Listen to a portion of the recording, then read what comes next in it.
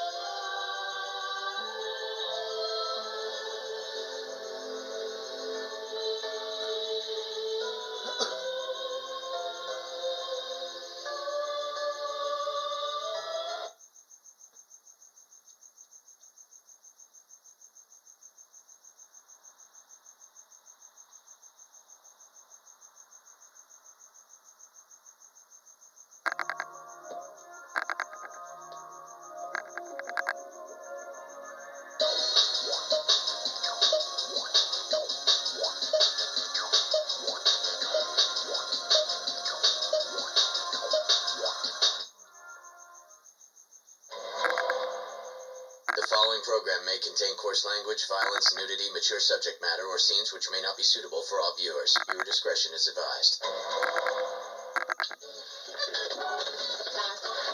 All Hit Radio.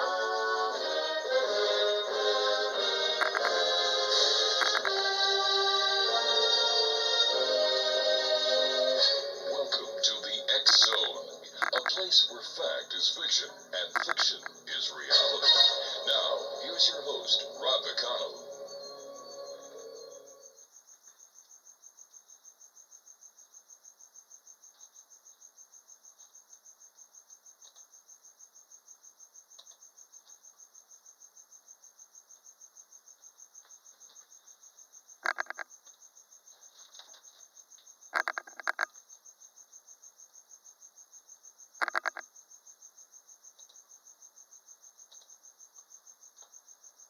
Hello, Rob. Can you hear me?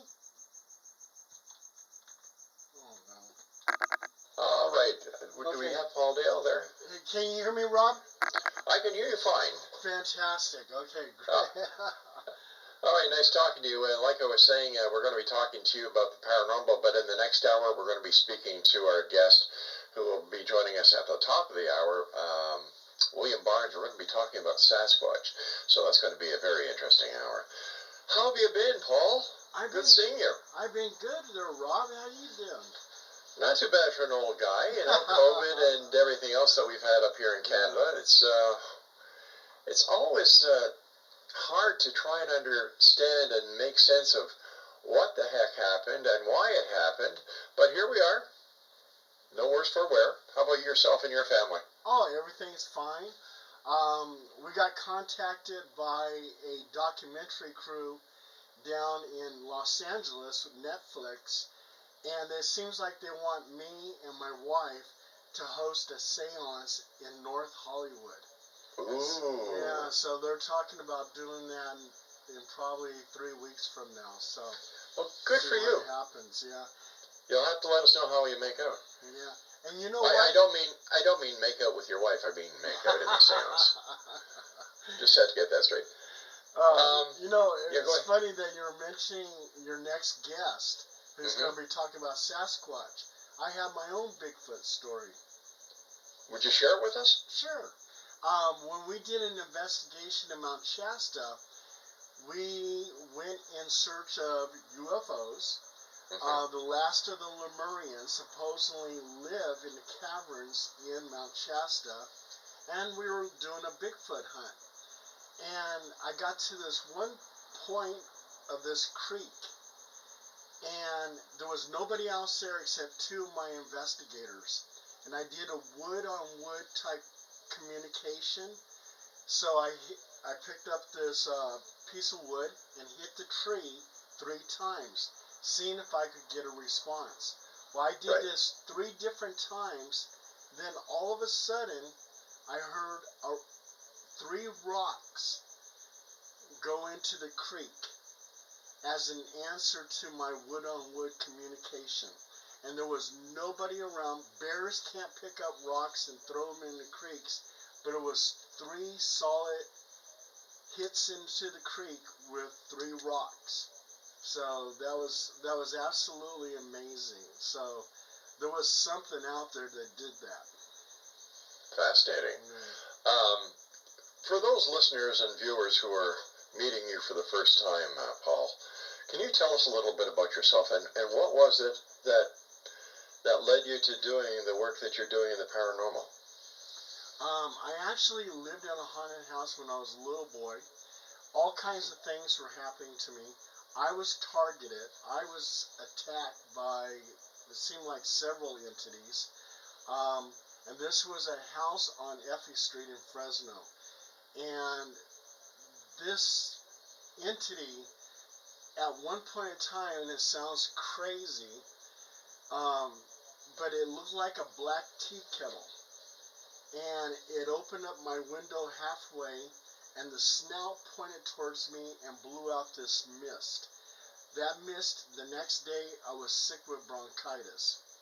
Another time, these like skeleton heads with wings come flying into my room, and my mother heard me coughing, and she actually gave me poison because she was like half asleep, made me throw it up. And so with all these things that were happening to me in this house, I was wondering if those were like night terrors, or was that really something paranormal? And I think one of the scariest things is I was looking out the bedroom window and I heard a woman's voice say, "Dale, come here." And she was trying to entice me to go into the orange grove.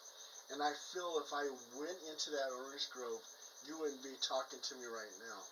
So when I got a little bit older, I was reading books on Brad Steiger, Eric Von Däniken. I got into everything, ancient aliens and UFOs and cryptids, and you name it. So I became very knowledgeable by reading all these books. And then I got into military intelligence. And when I was in military intelligence, I said, if anybody knows anything about UFOs, it would probably be military intelligence. So I was a 97 Bravo intelligence analyst over at the Photo Interpretation Center in Korea. And on one particular day, 6 photographs came in. And those 6 photographs were different pictures of UFOs taken by our reconnaissance satellites. And like one picture was a cigar-shaped UFO, another one was a saucer-shaped, another one was globe-shaped, on and on and on. And those pictures represented a video. Somewhere out there, there's a video. And on the back of the photo, it said, "Intelligent Movement." At that point in time, I knew that military intelligence, the U.S. Army, Navy, everything else, was investigating UFOs. And my job, very simple. All I had to do was assign it a number.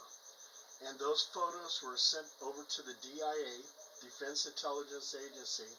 And from there, they went to the CIA, and then from there into a black hole and vanished.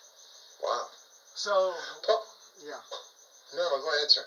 Oh, yeah. So, with all that, and then I stumbled into a person, a friend, who was doing paranormal investigating. And I was also, too, a journalist writing for various magazines and stuff like that. And she invited me, and she said, "Hey, why don't you come tag along and write a story?" So I did. And before I knew it, I was a paranormal investigator. Before I knew it, I took over Halo Paranormal Investigations, and now I run the whole thing. Fascinating. Why do you think the government of the United States and other governments of the world are suppressing the information that they have on UFOs? Because I think it would be just a huge collapse system. People would just totally freak out, especially people of various religions. for them to know that these gods are merely extraterrestrials with technology that we just don't have, and it seems like magic, they probably wouldn't be able to comprehend it, and there would be a whole collapse in our society. And I think that's why they suppress it. Right now, in the news, they're talking about the military has other photos and film footage of UFOs, and they can't release it due to security reasons. So that tells me that's pretty huge. That's big. There's something going on. So why would they say that the military has these photos if, in fact, the photos or the video can't be released? Why would the media do that? That I have no idea, but that information came from the military, where the military admitted that the Pentagon says, yeah, we have video footage of UFOs. They have more like those Tic Tac UFO photos and videos. They have stuff that is similar to that, and the military say we can't release it because of security reasons and everything else. So I see. don't know. Okay, so you and your wife are going to be doing this seance in 3 weeks. Great on that. But how do you and your wife conduct a seance? Can you take us through how it works? Basically, I have everybody hold hands and everything else. My wife is a psychic medium, and she's able to see ghosts and everything else. So with her there, it's very helpful because she'll say, I see a ghost now sitting off in the corner. Do a quick and dirty EVP, electronic voice phenomenon, which I do, and I'll say, are you there? Let's say that ghost is named Charlotte. Charlotte, are you there? I give it time to talk, play it back, and sometimes I'll get a response. And right before the seance, I have everybody thinking of something serene, calm, maybe sitting at the beach, watching the waves come in from the ocean and everything else. Just calm their mind, and then tell them to look in towards the sky, and they'll see a doorway, and that they'll enter this doorway, and they're leaving their reality and going into another doorway, which is the doorway of something spiritual. So we're trying to make contact with Charlotte, and we go through that doorway to make contact with Charlotte. Speaking about contact, you and I have to contact our break now so that our fine sponsors can contact us about what they want to contact us about. Does that make sense? That makes sense. Does. Paul Dale Roberts is our special guest. Their website is cryptic916.com, and we'll both be back on the other side of this break. Don't go away.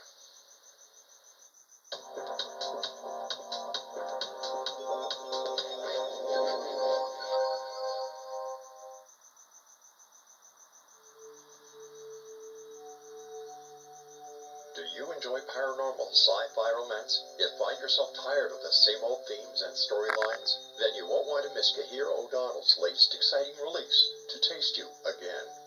Alien Lord Kane McKean knew the moment that his destined mate was born. He watched from afar, waiting for her to grow from child to woman. However, before she was old enough, she was stolen from her home world by flesh pirates. Kane searched 10 long years to find her held in a suspension chamber, a 10-year-old girl in a woman's body. He rescued her and swore to give her time to grow up, but with his very life depending upon winning her as a mate, has he waited too long? Get your copy today. To Taste You Again by Kahira O'Donnell is now available on Amazon or KahiraO'Donnell.com.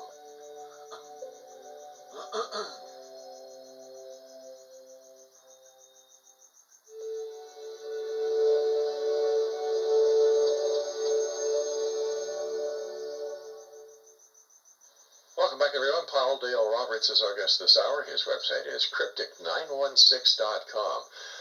Still a lot of talk out there about ghosts and things that go bump in the night, my friend. What's going on out there? A lot more people are talking to me about these shadow figures that they're catching in their peripheral vision. What's going on, Paul? Yeah, with the shadow people, we've had, I would say, well, I've been on something like 2,500 cases, and I would say maybe about 90 cases we had of shadow people. And I believe that shadow people are basically interdimensional type beings. Um, what some of the witnesses have told me is that when they see shadow people, sometimes it looks like they're gliding along on a railroad track, and they're looking down, and when they approach you, then they'll look at you in the eyes. I think what we have here is some type of interdimensional being going through a portal, coming to our reality, and observing us. I've talked to some other paranormal investigators where they say that the shadow people are threatening, that they could do you harm. I have never, in my paranormal investigations with shadow people, I've never seen that. I've never seen anyone who was complaining about shadow people. They were complaining about demons, or they were complaining about mischievous ghosts, but not shadow people. So I don't really understand where some of these paranormal investigators are saying that. It seems that there's more than one type of reason for ghosts. Well, a ghost. Well, let me ask you this: is the ghost a ghost the same thing as a shadow person, or are these two separate entities? These are two separate entities. Shadow people, my theory is that they're interdimensional beings, and they look like shadows. The leaders usually either have a hoodie or has like a fedora hat. Those seem like and you know, and Ancient Aliens, the TV show. I love that TV show because I'm associated with a lot of those people there, and I know you have too, Rob. They compare, like Nick Pope has compared shadow people with the Men in Black. I have a hard time trying to say shadow people are like the Men in Black. I mean, it could be. Right, yeah. It could be because they wear also too sometimes the fedora hat. So, but I do think it's something alien. Ghosts are a whole different thing. Those, like when I'm deceased, my spirit, my aura, we have energy all around our body, and that energy has to go somewhere. It leaves your body. It manifests into what you used to be, what you used to look like, and people see you and they go, "Oh, hey, there's a ghost." Also, too, energy contains all the knowledge, everything that I've seen, everything I thought about, everything I dreamed about, all my interactions. It's all recorded, and that energy, I believe, goes into the Akashic records that you read about. There's this universal library, and every living thing that experienced anything in life, all that information becomes part of the Akashic records. All right, so let me try and understand this then. If, let's say, when I die, I become a ghost, but what happens if I've had past lives? Every time I die in a past life, is there a ghost of Rob McConnell? Well, here is a great theory, Okay. But when a baby is born upon the world, they have their little psychic antennas up, and they sometimes upload or download energy from a deceased person. That information is going into them, and they're gathering all this knowledge and going, "Oh my God, I was John Smith. I was a blacksmith in 1860. and he has all the memories of John Smith because this little baby uploaded or downloaded this information and now contains this knowledge. Fascinating.